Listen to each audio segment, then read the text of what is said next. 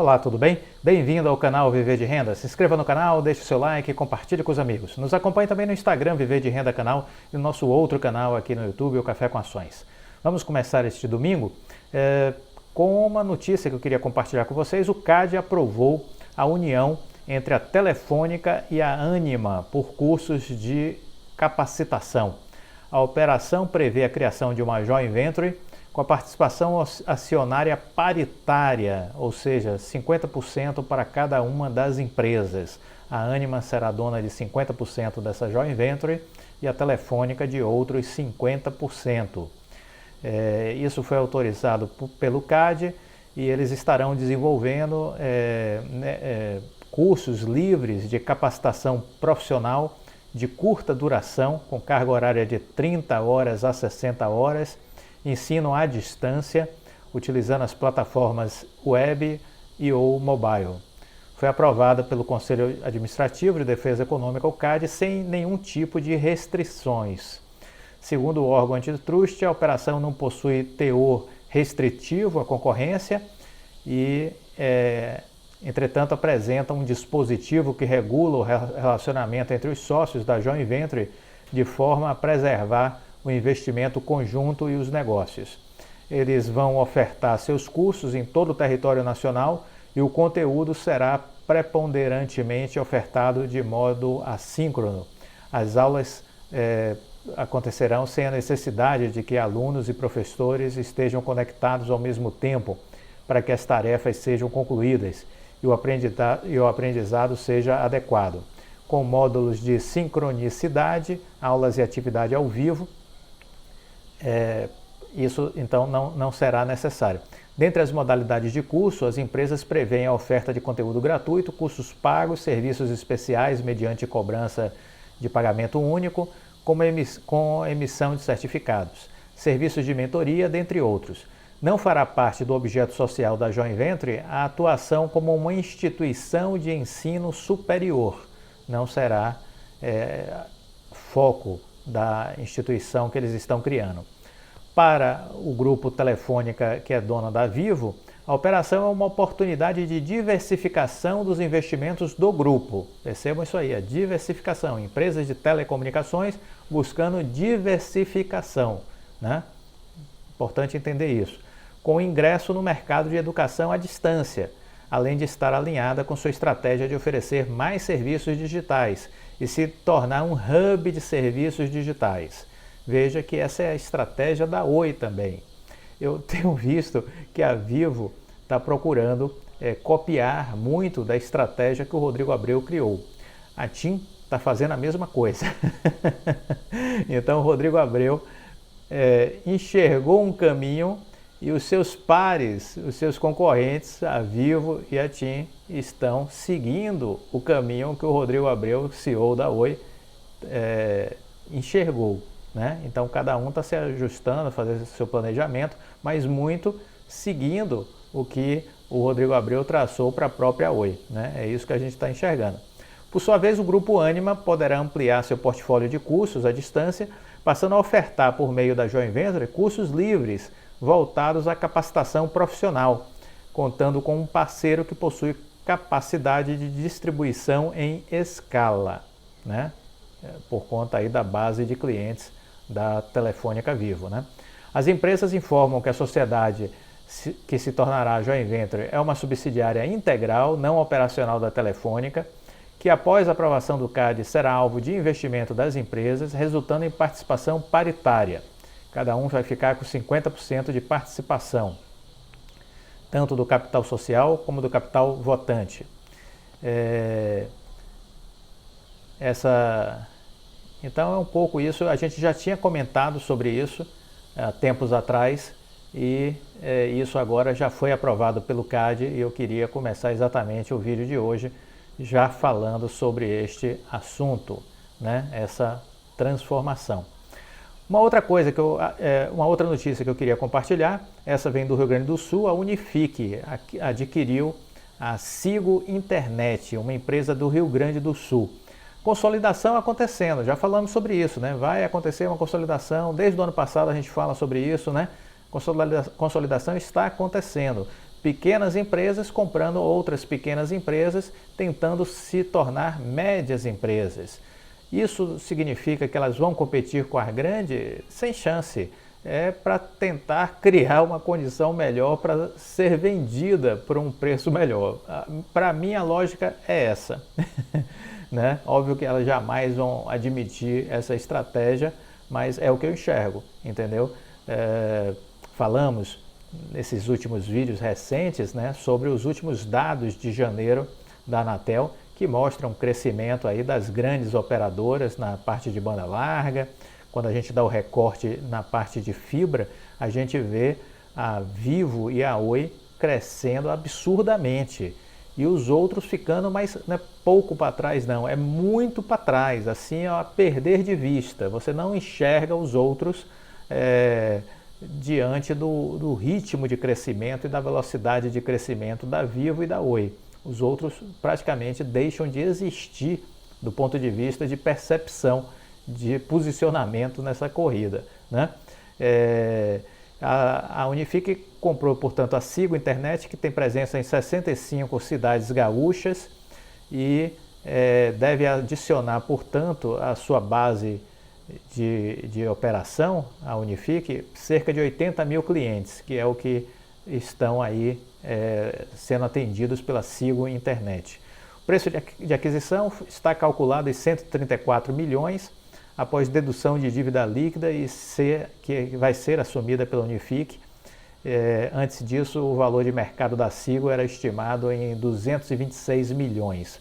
Além dos assinantes, a aquisição envolve uma malha de fibra ótica de aproximadamente 7,2 mil quilômetros, incluindo backbone de 5 mil quilômetros em 120 municípios gaúchos. Dos acessos da Sigo, 88% são baseados em tecnologia de fibra ótica. Temos falado dessa consolidação e temos falado do que vai acontecer, sobretudo com o dinheiro que a Vital tem, né? A Vital vai investir aí em torno de 7 bilhões e pouco por ano. Nos próximos 4 anos vai chegar aí a 30 bilhões de investimentos. E como é que a gente enxerga esses investimentos? A Vital vai comprar muita coisa que está aí. Vai comprar empresas que possuem já infraestrutura instalada, que já possuem uma malha de fibra ótica, que já possuem os backbones, né? Então tudo isso a Vital vai estar adquirindo. E as bases de clientes que são atendidas por essas empresas que a Vital vai adquirir, ela vai negociar e transferir essa carteira de clientes para a Oi Fibra. É isso que vai acontecer. Então vai ser uma venda casada, a parte de infraestrutura a Vital se apropria e a base de clientes ela negocia um valor e transfere para a Oi Fibra. Então é isso que a gente vai ver.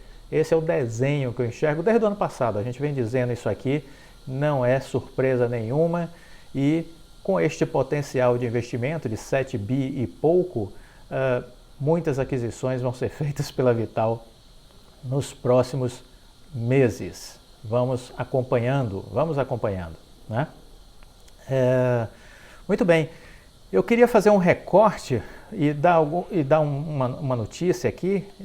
Eu acho que o nosso propósito aqui é compartilhar conhecimentos e eu não poderia deixar de trazer essa informação porque é sobre conhecimento, né? O Abílio Diniz, que é alguém com quem eu admiro muito, né? Admiro muito o Abílio Diniz, já li os livros que ele já escreveu e já tive o prazer de fazer há um tempo atrás um curso da FGV em São Paulo, um curso especial de curta duração, foram cerca de 4 meses e meio mais ou menos, e eu tive o prazer, eu sempre estava indo a São Paulo assistir essas aulas, eram algumas aulas por semana, né? E eu conseguia conciliar minha atividade profissional, estava fazendo sempre serviços de consultoria em São Paulo e fazia essas aulas na FGV.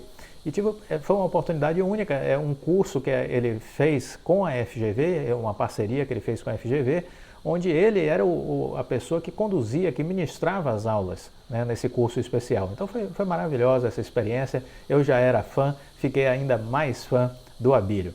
E o Abílio agora anunciou que vai começar a fazer um programa de entrevistas na CNN. Eu achei fantástico. Eu já venho acompanhando as lives que ele faz, seja no YouTube dele, né? E que ele posta algumas coisas também no Instagram. e eu já vinha acompanhando. E agora ele, talvez até pela repercussão das lives, né, a CNN acabou fechando com ele, e a partir de maio desse ano ele vai comandar um programa de entrevistas na CNN Brasil. Na primeira temporada ele vai receber importantes personalidades brasileiras de diversas áreas, vai falar sobre o Brasil, sobre o mundo, sobre a sociedade, sobre a cultura, sobre política, comportamento, empreendedorismo, entre outros tantos assuntos. O objetivo é contribuir com os diálogos importantes, abordando questões nacionais em um ano marcado por volatilidade, por diversos problemas no mundo, no país, né? Ele disse o seguinte: vamos discutir as questões do Brasil com as pessoas importantes a fim de mostrar caminhos para que nosso país possa crescer. Espero que esses diálogos possam trazer ideias para melhorar o desenvolvimento do Brasil. Então fica aí, acompanhe. Maio na CNN, vamos ter aí o início desse programa do Abílio, que é um cara fantástico, um empresário ímpar, né, que eu sempre tive uma profunda admiração e respeito, e que aumentou ainda mais quando eu fiz o curso com ele, e super recomendo que vocês assistam quando iniciar agora no mês de maio, esse programa do Abílio. Acompanhe, porque certamente vai lhe ajudar a pensar de um jeito melhor. E é isso que a gente precisa aprender, pensar de um jeito melhor. Quero fazer um recorte aqui para comentar sobre o Warren Buffett. Warren Buffett, ele, acho que todo mundo sabe, né? Ele é americano, né? E é o maior investidor de ações do mundo, um dos homens mais ricos dos Estados Unidos, um dos mais ricos do mundo, e eu diria que o mais rico de todos, porque na verdade ele já teve uma fortuna de 200 bilhões de dólares, Metade deste valor ele já doou em vida, E ele tem atualmente, descontado as suas doações, ele tem um patrimônio está estimado aí na casa dos quase 100 bilhões, O que é curioso é que aos 11 anos ele comprou o seu primeiro lote de ações. Então são os aspectos curiosos, né? Ele aos 11 anos comprou o seu primeiro lote de ações, com o dinheiro que ganhou vendendo jornal, porque ele trabalhava já vendendo jornal. Em 1965, ele assumiu o controle da Berkshire Hathaway, que é a sua companhia, né, que depois virou uma holding de investimentos. Inicialmente era uma empresa do setor têxtil e que vendia seguros. Ele acabou expandindo para o leque aí dos investimentos. Ele se torna milionário aos 30 anos. Então ele começou, aos 14 anos ele tinha 5 mil dólares, aos 14 anos. Aos 21 anos ele já tinha 20 mil dólares. Aos 26 ele tinha 146 mil dólares. E aos 30 ele chegou ao seu primeiro $1 milhão. Então veja que ele levou 16 anos para chegar no primeiro $1 milhão. 16 anos. O que é que isso nos diz?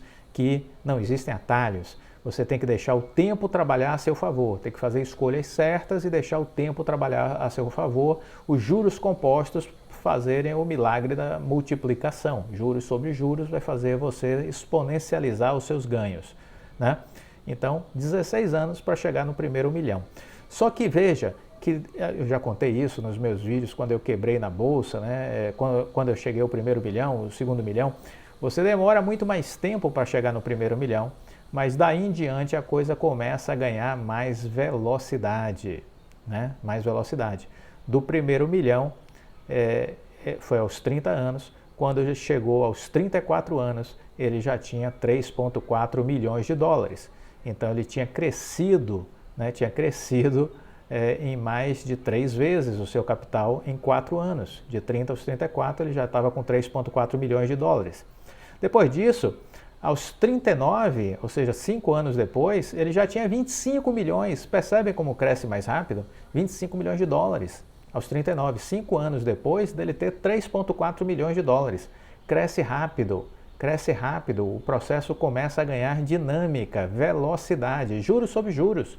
Então, o dinheiro cresce muito mais rápido quando você tem um montante maior de dinheiro. Aprenda isso. Depois do primeiro $1 milhão, a coisa começa a ganhar mais velocidade, tração. Então, aos 39 ele tinha 25 milhões. Aos 43 já estava com os 34 milhões. Mas veja que ele não era um bilionário ainda, né?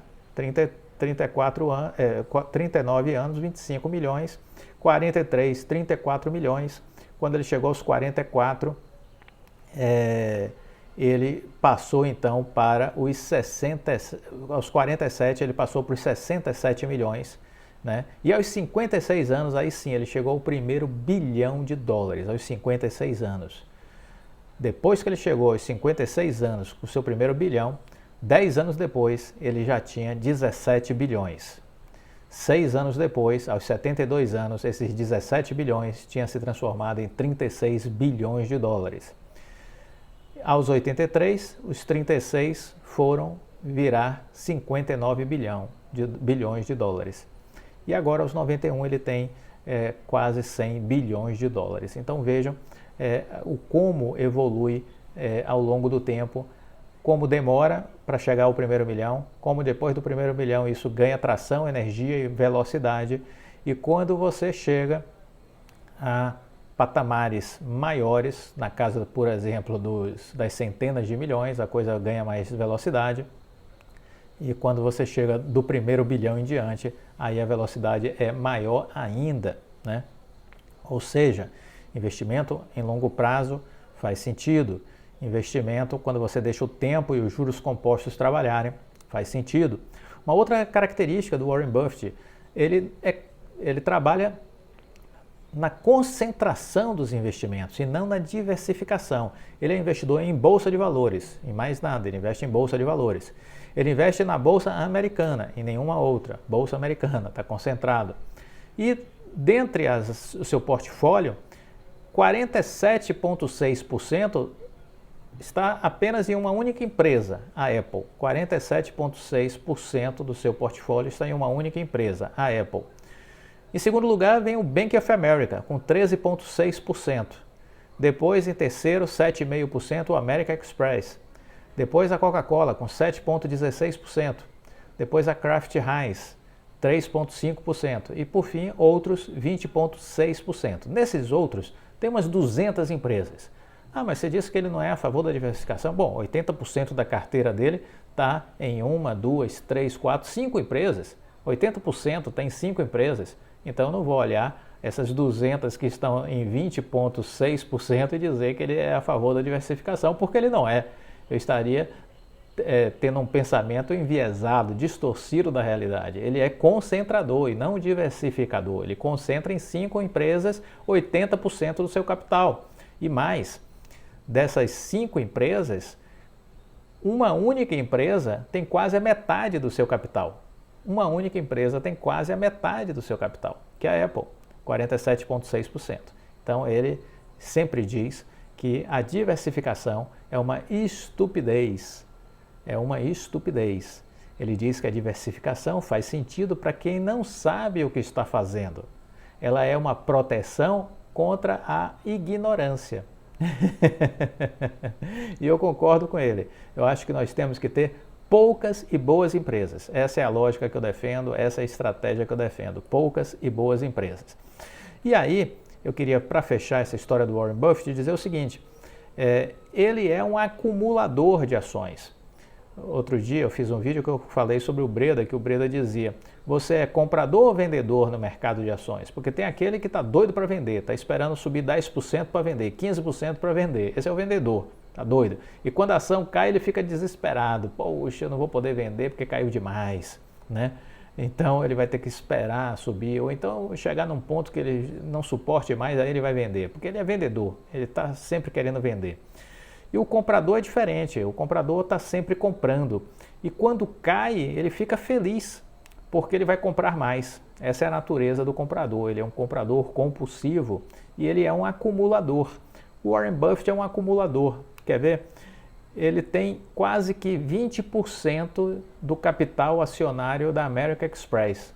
Quase 20% do total de ações da American Express está nas mãos do Warren Buffett. Ou seja, ele foi comprando isso ao longo dos anos, não comprou de vez, foi comprando ao longo dos anos. O Bank of America, ele tem 13% de participação do Bank of America.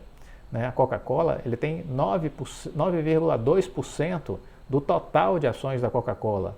Da Apple, ele já tem 5,6% do total de ações da Apple. E está sempre comprando mais. Agora, por exemplo, a Apple está corrigindo nos Estados Unidos. Provavelmente, o Warren Buffett está comprando, porque ele está com uma conta no banco com 180 bilhões de dólares. 180 bilhões de dólares guardados para investir em ações. Ok? Ele tem hoje 180 bilhões de dólares para investir em ações. Então, quando a gente olha o volume de recursos que ele tem aplicado, ele tem o dobro hoje, praticamente, fora da Bolsa. E exatamente buscando oportunidades, né? Então, entendam essa lógica do comprador versus o vendedor e do comprador que está acumulando ações ao longo de sua vida, porque é isso que a gente precisa fazer. Bom, vamos falar um pouquinho sobre startups. Eu quero dar uma nota aqui sobre isso, porque veja como é o potencial exponencial das startups. Uma temporada trabalhando em fintechs no Vale do Silício, berço da inovação em terras americanas, levou a empreendedora Ana Zucato a enxergar certas pontas soltas em soluções financeiras criadas por instituições lá. Uma dessas ineficiências estava na ausência de soluções de gestão de finanças compartilhadas, algo que para ela viria muito bem a calhar no mercado brasileiro. De olho nisso, ela criou em novembro de 2021, super recente, novembro de 2021, a fintech Nó, num trocadilho sobre a situação enrolada de pessoas que desejam facilitar aquisições em e-commerce, pagamentos de aluguéis e outras compras feitas em conjunto. Lá fora, essa tendência é chamada de multiplayer finance, um modelo em que duas ou mais pessoas podem compartilhar determinadas contas.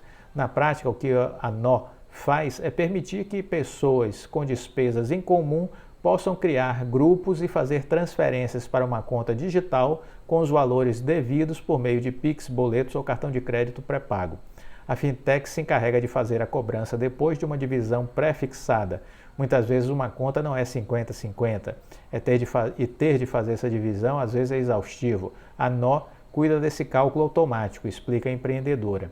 Então tá aí, uma fintech recém-criada, identificando-se um problema, construindo uma solução e já estaremos falando aí provavelmente da história de uma nova milionária, de um novo unicórnio, né?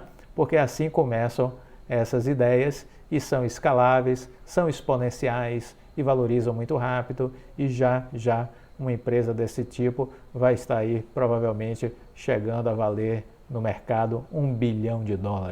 Acompanhemos a história da Nó. Estaremos sempre comentando a evolução dela aqui, né? Bom, dito isso, eu queria comentar com vocês, no caso da Oi, né? Eu andei olhando algumas questões que foram colocadas aqui nos últimos vídeos, né? E eu queria dar destaque a algumas coisas, né? Primeiro, a Oi, por meio da Oi Soluções, ela segue se estruturando para atender as empresas na área de segurança digital. A cibersegurança é uma prioridade para a Oi Soluções.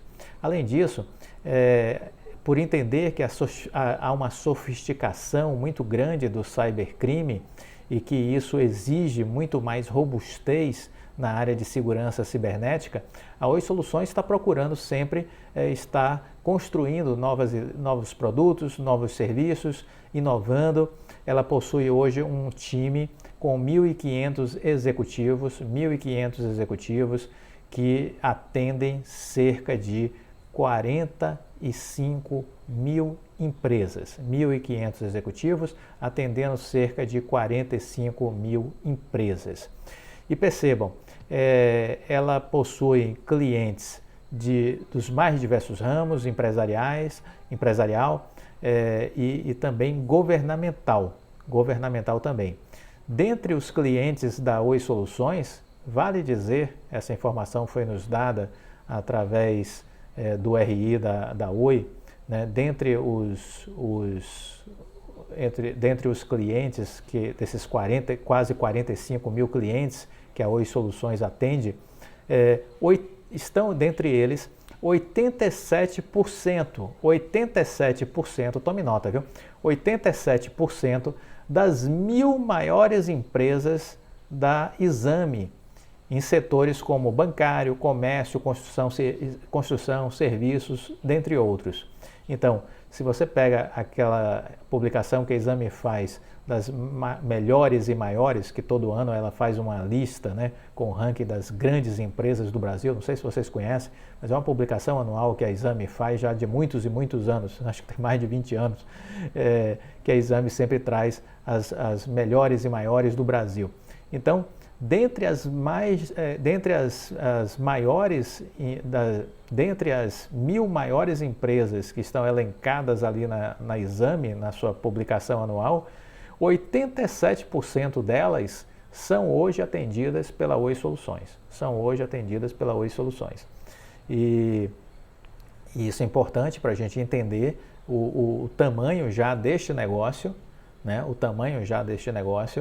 E que é um negócio que ainda está em fase de aceleração do ponto de vista do seu processo comercial, do ponto de vista de ampliação de relacionamentos, da construção de novos escopos de trabalho, de novos produtos, de novos serviços, ou seja, é um universo ainda muito explorável do ponto de vista de geração de negócios e resultados. Então é um pouco isso que eu queria compartilhar com vocês. Com relação a números que foram divulgados recente pela Anatel, do ponto de vista de internet, de conectividade, de fibra ótica, se identificou que agora em janeiro os provedores regionais começaram a diminuir. Eles tiveram uma perda de 6,3% de market share agora em janeiro. Vivo e Oi se destacaram nesse último relatório da Anatel de janeiro.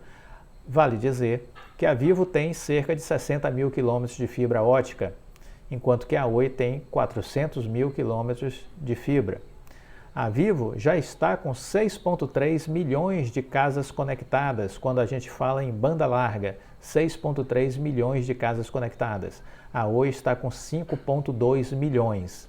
Mas aí a gente precisa recortar essa questão da banda larga para olhar apenas a fibra ótica. Quando a gente dá esse recorte na fibra ótica, a gente vai ver que desses 5,2 milhões da Vivo de casas conectadas, 4,6 milhões são desses 6,3 milhões de casas conectadas da Vivo, 4,6 milhões são de fibra ótica.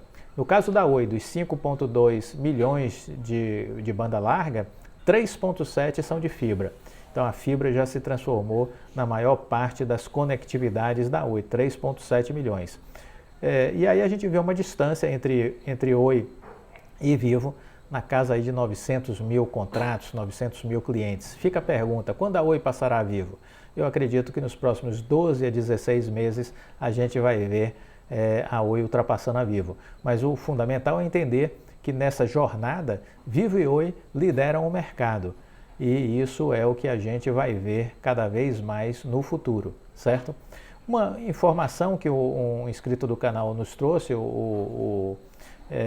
também o Wellington, ele nos trouxe uma informação de um contato com a RI, dando um destaque sobre a questão da experiência do Palácio dos Bandeirantes com relação ao Palácio Digital, né?